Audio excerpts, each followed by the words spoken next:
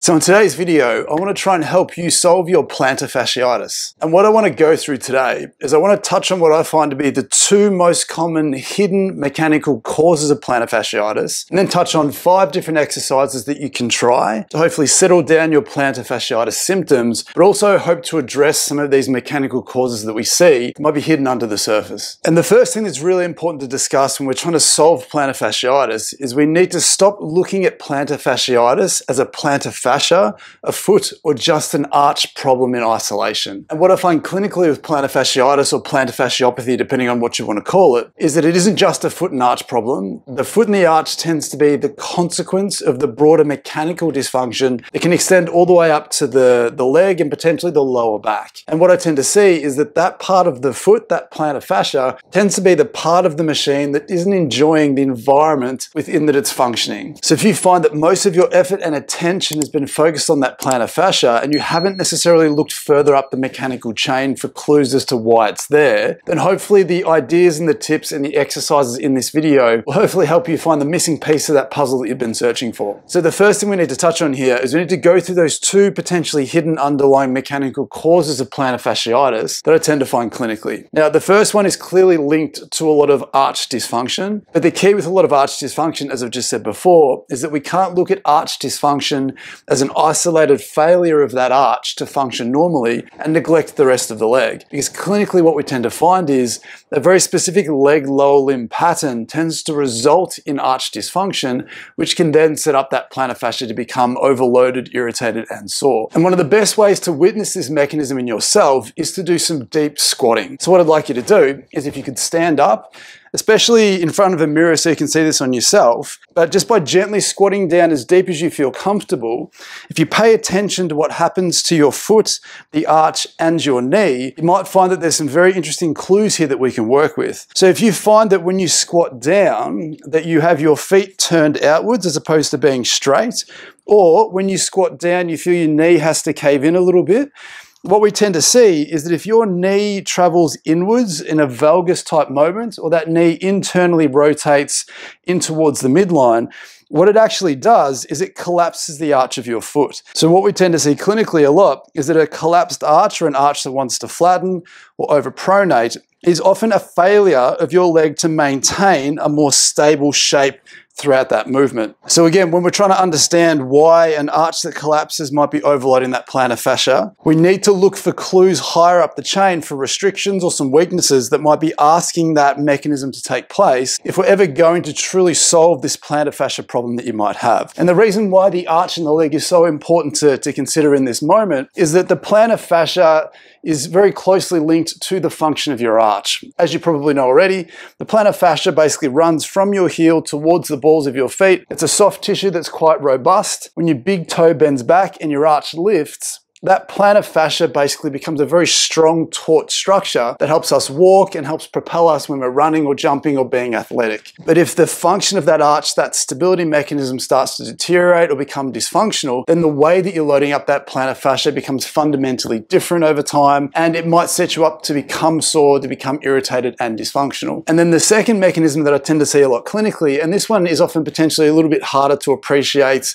than the first one, is that I find a lot of plantar fasciitis or plantar fasciopathy is often a consequence or very closely linked to lower back dysfunction and increased neural tension from the nerves that go down through the leg. So again, if you're someone who has plantar fasciitis in one specific part of your foot that's significantly worse than another part of your foot, there has to be a reason why one side is worse than the other for you. And often what we can find is that when we trace that mechanism back, especially if you're not someone who feels that when you squat you dump into a bad position or you lose that leg position that creates some arch dysfunction, if you feel that your arches are relatively well functioning, then take a look a little bit higher up again for clues through that lower back that might be causing that dysfunction. So with those 2 concepts in mind, the ability of the leg to dump inwards and flatten that arch and load up that plantar fascia, or the lower back being stiff and dysfunctional, pulling a bunch of slack out of the tissues, whether it's a neural tissue or some other soft tissues along the way, the concept of plantar fasciitis or plantar fasciopathy is that we can't just look at the foot as the problem, we need to look at that in context context with basically your lower half, trying to understand why that exact part of your body has become dysfunctional and may not be getting better despite your specific attention to that area. So the first exercise is very obvious. It's very plantar fascia specific, and it's one that I think we can improve upon how we tend to do this. And that exercise is essentially taking a ball of some sort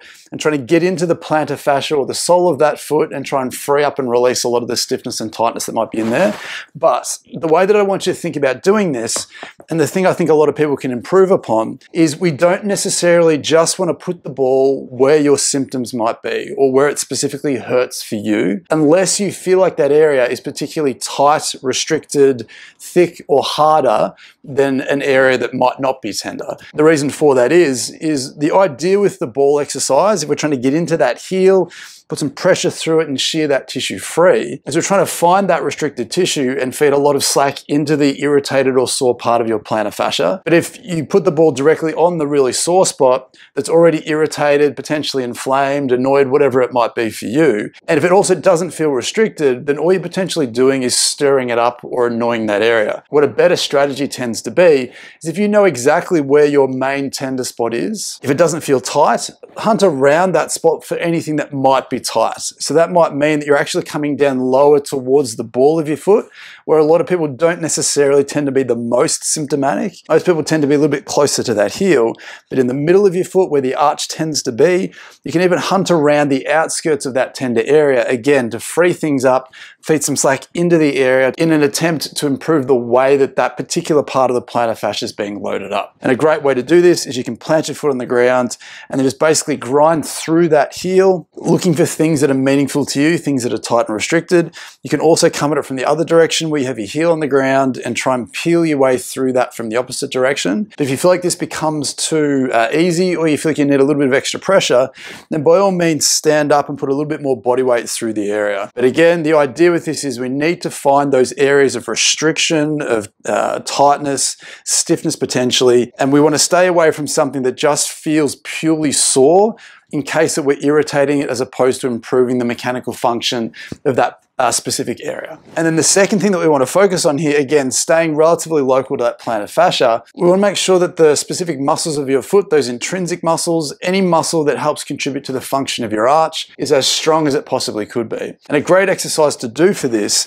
is what we tend to call short foot exercises. Now, this is a very, very simple exercise. Depending on how you feel, dictates basically how hard you might be going with this. But a very simple way to do this is imagine that you're trying to basically scrunch the floor towards you, while at the same time trying to lift that inner arch up in your foot at the same time. So we're trying to understand how we structure this exercise. We can get you to basically squeeze and hold for about 3 to 5 seconds and do that 10 times to really try and fatigue that muscle. We want to tell your brain that the function and the quality of the conditioning of this area isn't quite as good as it could be. By showing it that it fatigues, tells it that it isn't quite good enough so that it comes back better the next day. And as long as you're chasing that fatigue, it should consistently keep getting stronger and the arch function should continue to get a little bit better in this specific area. But again, it's always important to keep reminding you that we can't just direct our attention towards your foot and your arch specifically. We need to make sure that we look at this within the context of everything else to make sure that we're improving the quality of that area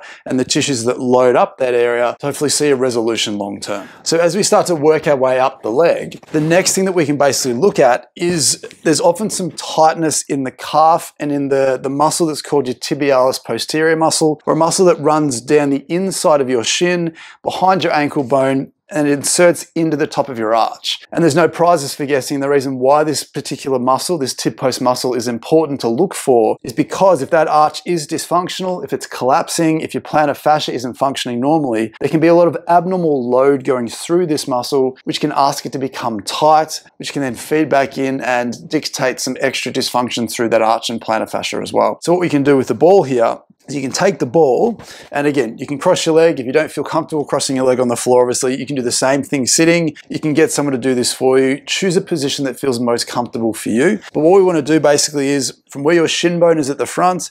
We want to come directly back from that into the fleshy part. We want to place a ball, your thumbs, foam roller, whatever you have that grants you access to this tight area. And what we want to get you to do basically is, for me, that feels a little bit tight through here. And while I'm here, what I want to do is I then want to try and shear that tightness free by moving my foot around. So I'm putting pressure through the muscle.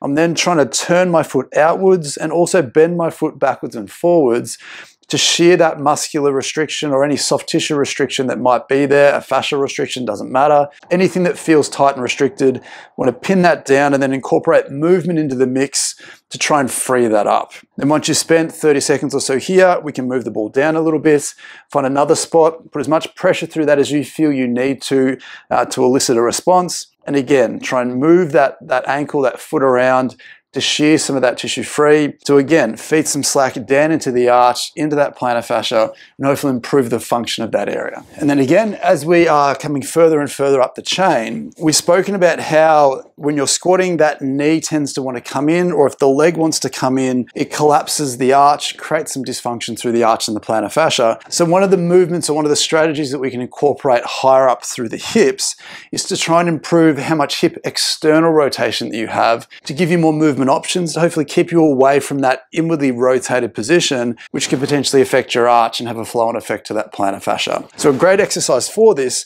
is a hip external rotation stretch. So if you found that this position was actually quite hard to get into, it may not be surprising to you that we actually need to improve this position to hopefully improve the function of that arch and the function of your foot. So a great way to do this is just having your foot up. Again, you can have your foot out further depending on how far up you want to go here. So for me, I feel relatively comfortable here. A really simple exercise to do here is we're not just bending forwards, because you can very quickly run into the end of your hip range and then just bend through your back to make up the difference. So what I'd like you to focus on here is imagine that you're sitting up nice and tall, and not only are you leaning forwards, but imagine that you're coming up and over your shin, and very quickly you should find some fantastic tightness through your butt cheek, through the muscles of that hip. What I'd like you to do is, once you've found that, you can gently turn towards your knee, you can turn away from your knee towards your foot. Find the best version of the stretch for you. We don't want you to just hold this. Instead, I prefer you to find that tightness, give that tightness a bit of a squeeze, hold that for 5 seconds, 10 seconds if you can.